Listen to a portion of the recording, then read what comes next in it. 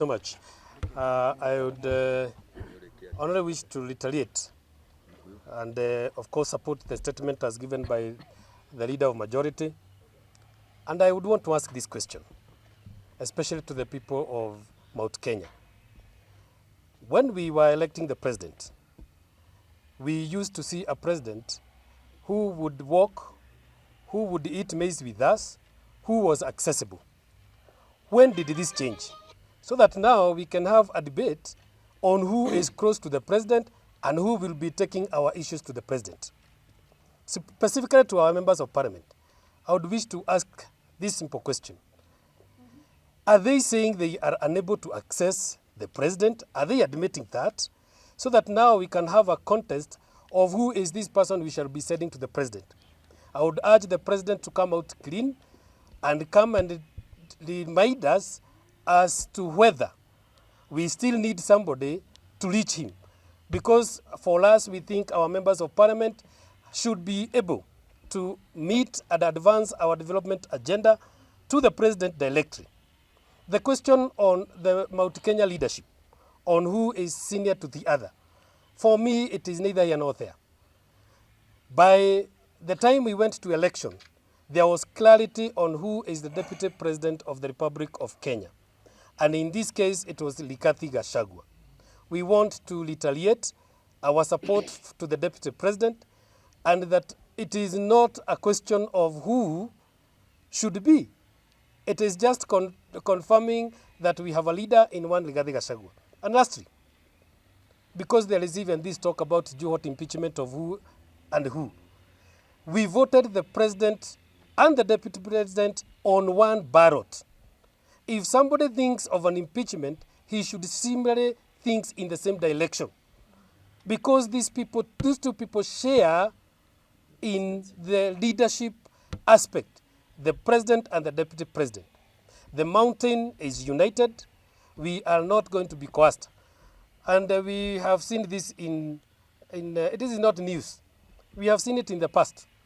We know that we have been ruled there before, and we know when we are being divided.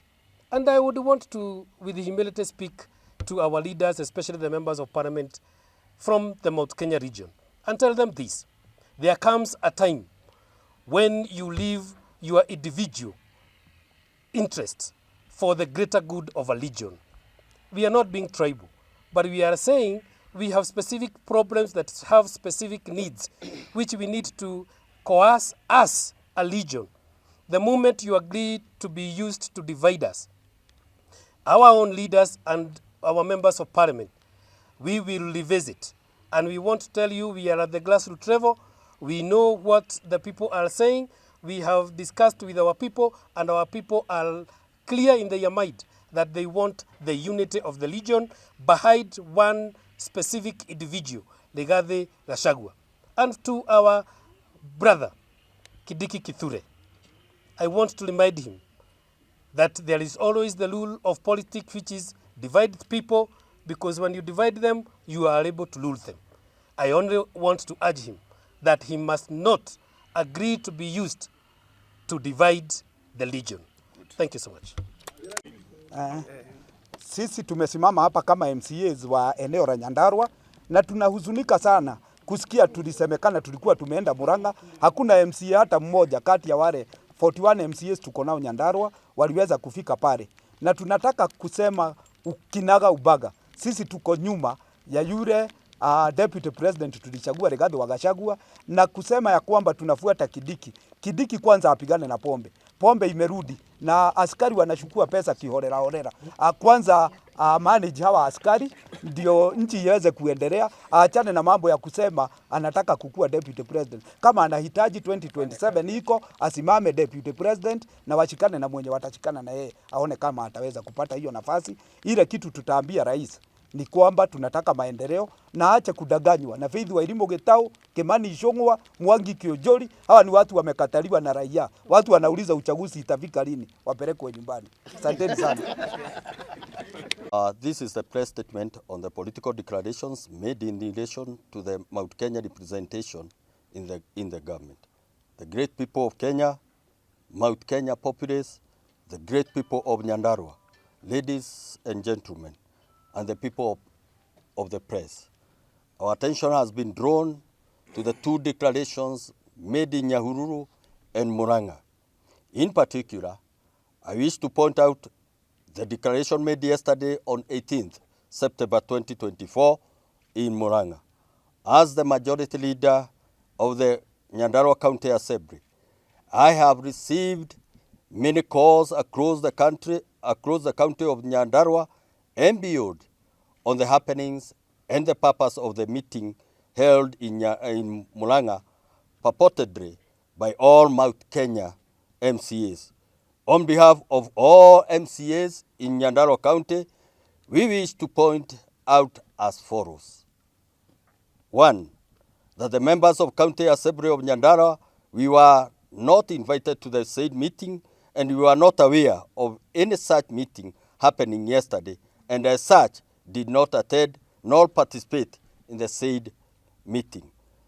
That too, that even if we, as the representatives of the people of Nyandarua, were invited, we would have fronted a different agenda for the region, since the great people of Nyandarua, whom we represent, have been categorical that they are only interested in economic development and social peace of the region. 3. That the people of Nyandarua elected leaders in the government on the platform of the unity of the leadership in the region and based on the great promises made in regards to the development agenda. 4. That the current government promised to improve and develop the potatoes, milk, pyrethrum, coffee, among others, to uplift the people of the region from the shackles of poverty. And 5. That in the many visits made in Nyandarua by His Excellency, the President, Honorable William Samoei Ruto, and His Excellency, the Deputy President, Honorable Gachagua, the people of Nyandarua put forward their development requests, which were promised by the President as follows. A. The development of mega dams and water projects to serve all the people of Nyandarua and beyond, such as 1. Pesi Dam in Daragwa, Malewa Dam in Kipipiri, Keja Dam in North Kinangop, St. Luke's Water Project in South Kinangop. B. The development of various roads such as Donyujero Ihithe Road, that was a promise, Maironya Shauli, Dogino Sarama Road, Sibara Shamata Kariamu Road, Mairokumi Daragwa Oruko Road, Captain Wajohi Geta Murungaro Road, Boyman Pasenga Siranga Gashwe Road, Tumaini Kanyerere Gilgil Road, Haraka Karangadha Kenamba Road, Tumaini Kabazi, among other roads. C. There was also a promise of development of processing and value addition industries that include 1. Distribution and installation of 38 milk coolers across the county, installation of equipment at the potato cold storage at Orkarau, development of county aggregated industrial park, KISII at Jabini, distribution of electricity to all homesteads across the county, the Nyandarua University, and referral hospitals. There was also a promise, ladies and gentlemen, the people of Nyandarua voted for their leaders, government based on these particular promises made to them. These people are patient people. These people are loyal people. These people are waiting for the fulfillment and materialization of the promises made to them. One may ask, of all the promised development items, have they fulfilled and implemented? Our answer is as mere less than 10%. So it begs the big question, what as a region should we be focusing on at the moment? The remaining 90%, or is it the remaining 90%, or who is bigger than the other? This is the biggest question. The people of Nyandarua elected the president in the same ticket as the deputy president and had clarity as to whom they were giving power at the national level and whom their leader was at the regional level. In this case, the leadership of the Mount Kenya Legion is by grace of the Lord and the supreme vote of the people held by Deputy President in the name of His Excellency Rigathi Gachagua.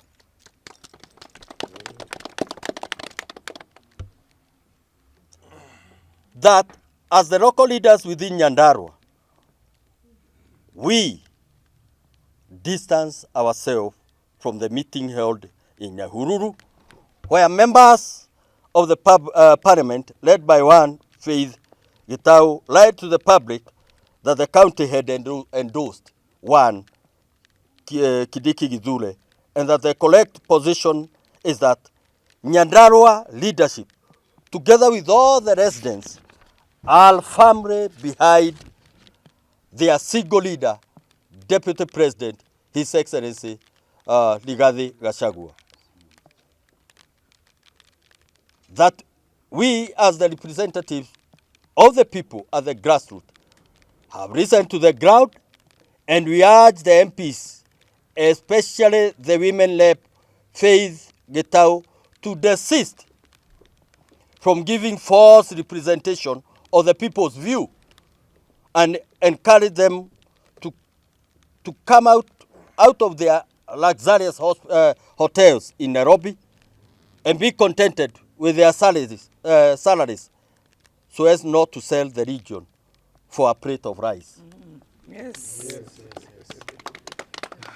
That we specifically wish to thank the Senator Honorable John Mohia Medhu, for he is the only leader at the national level who is resonating with the will of the people at the grassroots in Nyandarua and at the national level, and urge him to remain the voice of the people as a good servant that should be. The people of Nyandarua have to fulfill faith in both the president and deputy president in the delivery of much needed development agenda as agreed in the various meetings held between Nyandarua leadership and both the president and the deputy president. We wish to retaliate the following: that the leadership of the region and Nyandarua is observed as follows. One, we have the president, His Excellency Dr. William Samoei Ruto. We have his deputy president, His Excellency Rigathi Gachagua. The governor, His Excellency Dr. Moses Kiari Badirisha.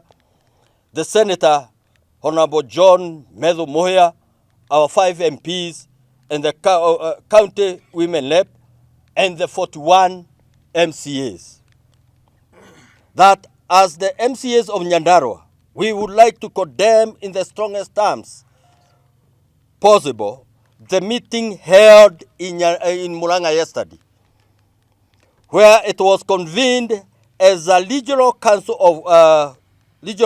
of governors meeting to discuss the development agenda of Mount Kenya region, but was turned into a contest who is senior in the region or not, a matter which was resolved through the ballot by the people themselves, and we as leaders have no role of determining who the regional leader is, and can only adopt the will of the people when they elected His Excellency Deputy President Rigathi Gachagua. Yes.